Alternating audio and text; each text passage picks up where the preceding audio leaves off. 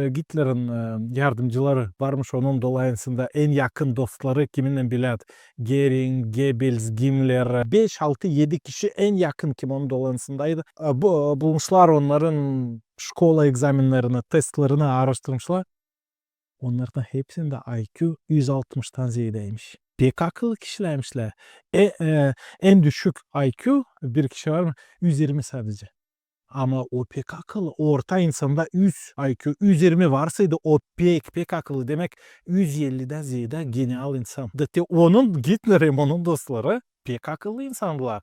Bilerler ama fenaydılar. Evet. Etika açan sende bozuk, açan Allah'tan korku yok. Açan sen anlamıyorsan var yaratıcı da sen aşağı kendini koyar, sislersin onu. Ne fayda, sen akıllısın. Sen de o akıllından daha çok bozacaksın. Etikasız. Allah'tan korkusuz. Bilgi olaylar pek tehlikeli, apaslı. Öyle. Bu bilgiler. Da Nobel değil kabuklu ama dinamit oldu.